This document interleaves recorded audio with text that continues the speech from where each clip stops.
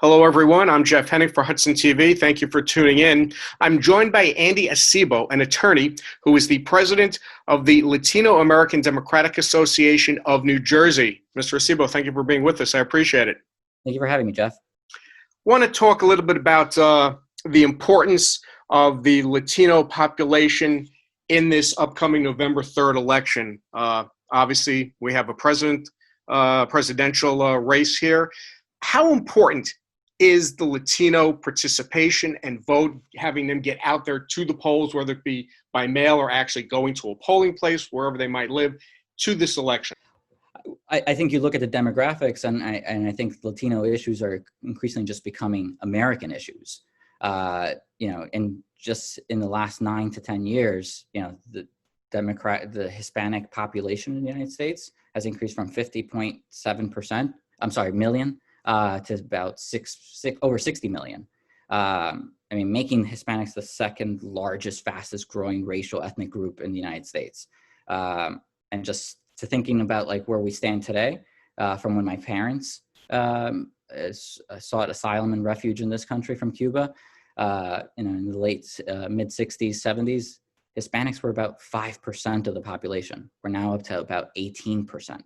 And so there is a natural corollary between that and the voting power, right? And so this election in particular, 2020, there will be about 32 million eligible Latino voters, making them the largest minority voting bloc in the country.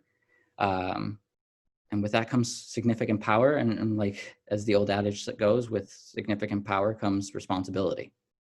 Okay, so as someone who heads up this Hispanic Democratic organization here in New Jersey, distinguish for me, in your mind, the difference between the two presidential candidates. Obviously, there's quite a disparity between President Trump and former Vice President Joe Biden.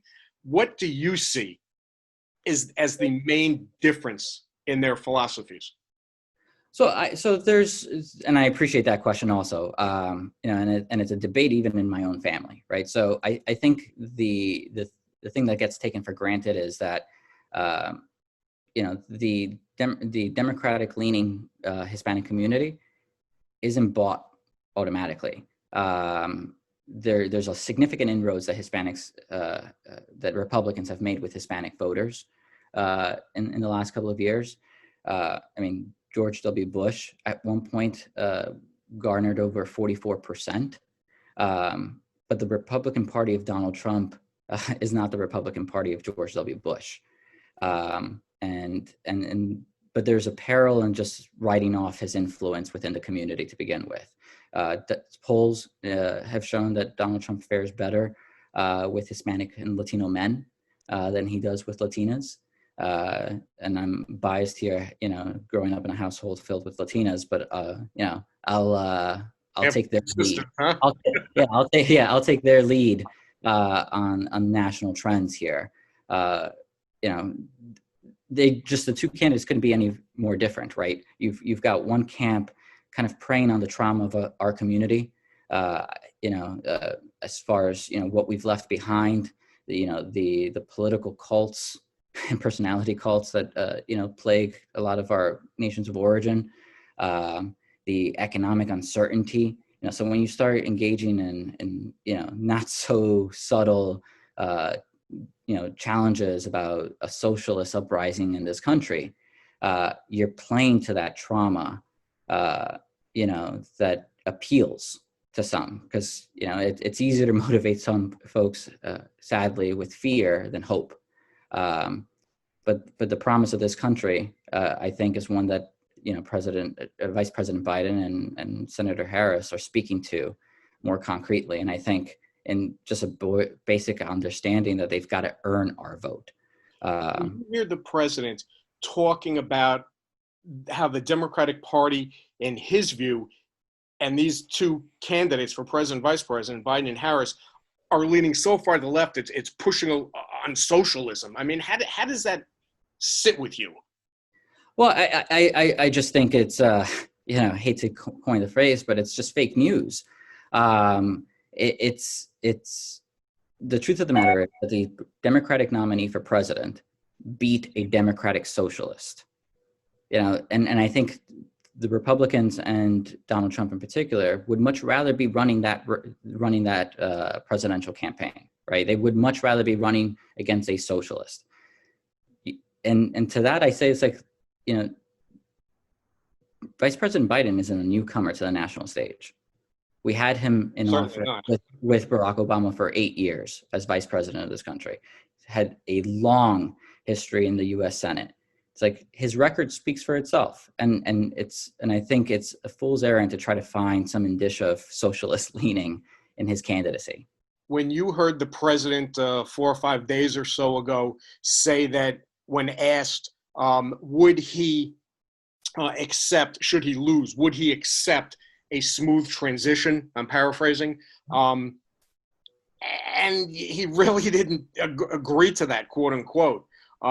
One of his sons, I saw a soundbite from him saying that, of course, if this is like a landslide in favor of Joe Biden, he would accept. But even he, if it is close, he didn't even come out and say that the president, his father, would accept defeat should it not be in his favor. When you heard the president talking that way, what did you think? It didn't surprise me, and that's kind of unfortunate, right? That's the state of our national political discourse. That there's just nothing that really shocks me coming from the White House at this point. But to tie that to the Hispanic and Latino vote, that's something that should concern folks here. Look, I think institutions hold, right? There are democratic norms that this presidency has tested and challenged. But at the end of the day, I think the rule of law will hold on that, because the Constitution doesn't care if Donald Trump acknowledges and concedes the election or not. Come Inauguration Day, by virtue of constitutional norm, he ceases to be president. And so what I'm more concerned about is the talk, right? The fear, the casting doubt about the legitimacy of our democratic small d institutions and processes, right? That's what's challenging, because it unearths, and gives, platform to conspiracies that undermine, our fidelity to these institutions. We're on the eve of learning about a Supreme Court nominee. I'm glad you brought that up. I want to ask you about that. Yeah. With the passing of Justice Ruth Bader Ginsburg, as we're recording this in just a few hours or so, the president is scheduled to make his announcement official as to who he wants to replace Justice Bader Ginsburg, that being the 7th U.S. Circuit Court of Appeals Judge Amy Coney Barrett, who the president appointed back in 2017 to her current position. Democrats are saying he should not be making a selection prior to the election in early November. Let me play devil's advocate. A president is elected for 4 years, not 3 years, not 3.5 years. Why shouldn't he work for that entire length of time until he is no longer the president? Do you feel personally that he should not be naming a justice replacement for Ruth Bader Ginsburg right now? I don't. But to that point, I think you framed it artfully, right? Which is, it's the nominee itself is secondary, a secondary concern, although a very legitimate one, right? The balance of power and judicial perspective on the court will be altered, and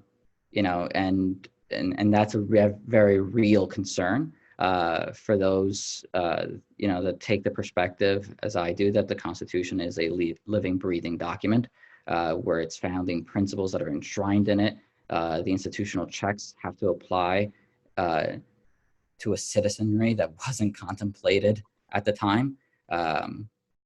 We're have a founding charter to move closer to a more perfect union.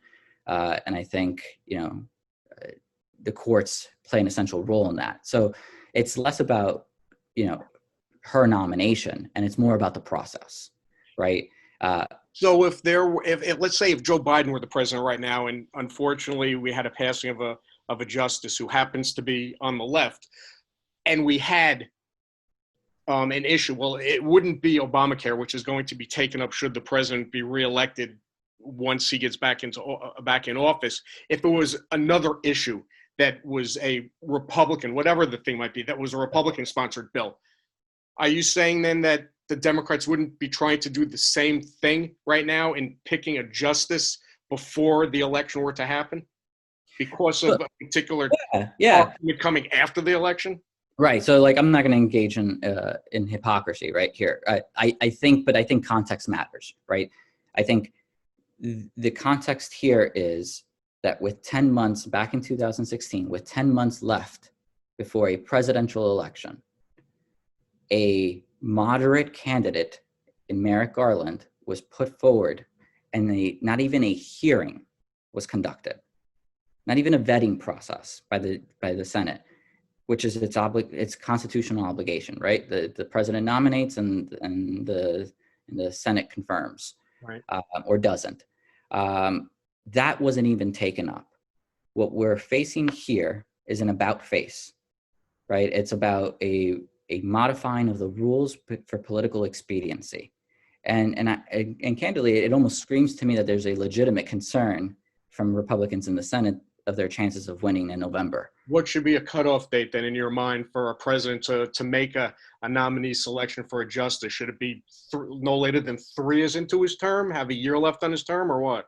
So there's actually legislation that was introduced by the Progressive Caucus, a congressman from California that's proposing something very much like that. I don't. I want to be abundantly clear. I don't believe that what the Senate and the president are doing is unconstitutional. It is well within their constitutional authority, right? The president, I think, there's something to be said about acknowledging the will of the people in a lame duck period. Or even right before an election, but it's not unconstitutional by any means. It's a breaking with a political standard that was set about 4 years ago to basically politicize a court, right? Our founders created a system of checks and balances, and by design, the courts were supposed to be apolitical, and that's my biggest fear.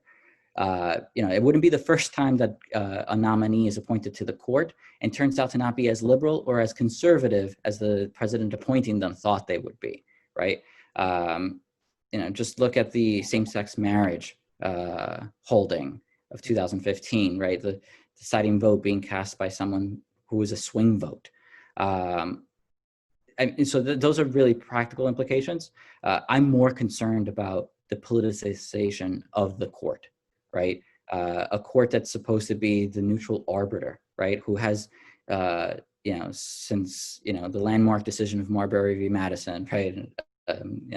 My second year common law still seems to be relevant here, but it basically solidifying the court's role as one of enacting judicial review. It's by design supposed to be an apolitical institution.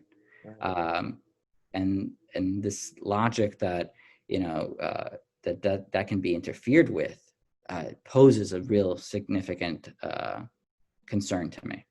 Okay, well, Mr. Acebo, on that note, it should be a very interesting next couple of weeks. I want to thank you for joining me here on Hudson TV and giving us your thoughts. I appreciate it. Thank you again. Okay, have a good day, sir. You too.